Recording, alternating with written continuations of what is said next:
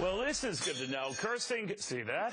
Cursing can actually be healthy. You should hear what he said right after that happened. Now, we went on the street to ask what you think about that. I think curse words are great. Why?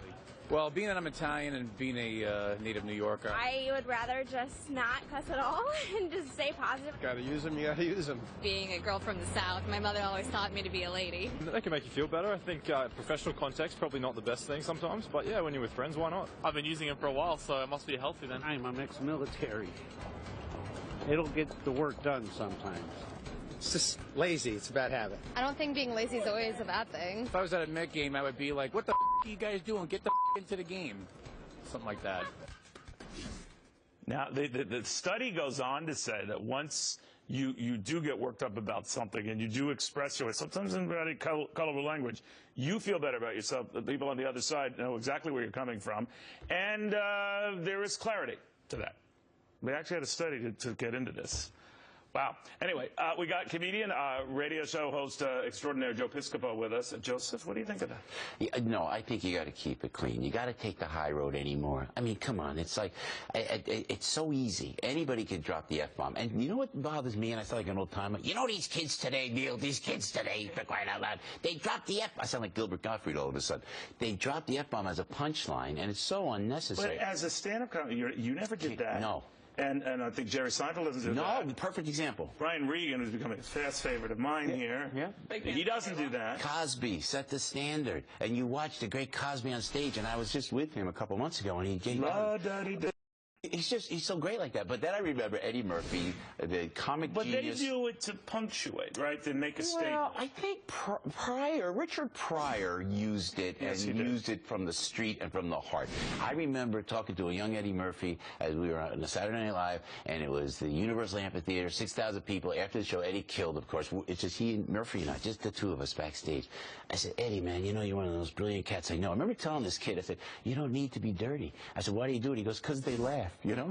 Meantime, he has a 30-room mansion in Beverly Hills. I'm still in a farmhouse in Jersey. And he survived Dr. Dolittle, so I mean, there's something to be said of that. But, Tracy, I guess the purpose of this study is saying it's not recommending you curse. It's just saying that we apparently, as human beings, feel better and remember more when we do. In other words, whatever happens to get us so excited where we're cursing, we remember not only what we've said, but why the heck we said it. So in other words, it's a soul-cleansing curse-a-thon. There's a time when it's a punctuation mark you just want to add. When I'm... unfortunately, it comes out. Children alike, you name it. Yes, really? I do think that the kids are growing up swearing so much more than we did. I was not allowed. So we ought to up the ante and swear more back at them. I guess. I'm not sure. The bar of soap came right out the second I said something bad as a kid. I didn't get a bar of soap, but I got a bar, right? Mattie, what do you think of that? I understand the catharsis part of this. It reminds me, though, of Dead Poets Society when he says, don't use the word very. It's lazy. You're not very tired. You're exhausted. It's kind of the same thing here, where the punctuation is taking the place of language, and you know, as you said, kids these days, it might be having its effect. All right. Well, I'm just thinking any of the wrestlers that you knew, like Phil, because not you, but when they resort to that kind of language in the ring, when people are around, kids are around, does that kind of loosen their oomph? Yeah. Look, we actually as a PG product, and so a lot of that has been eliminated, and I think it's very good because I agree with Joe. I'm a big fan of his and Bill Cosby. No, you say it's a PG product. You're beating the crap out of each other. I mean, we are beating. Yeah, he's agreeing with me. He is agreeing with you. But it's a shortcut. I agree with that. I think it's a shortcut that people take, and I think it gets lazy. I think people just try to make a big emphasis with something with a word, and I think that shows a laziness there. You got to be very creative to be PG and to still be able to be funny or be emphatic in what you say. I think, and I want to make leaps with this study, but I just saw the LBJ show on Broadway, and there was a president who had salty language, but he used it as much for effect as he did just repetition. Yeah. And it scared people because he would just look you in the face and curse you into it. But he got legislation through doing that. But if he did it all the time, it would be nothing. It would be so used. People would be so used to it.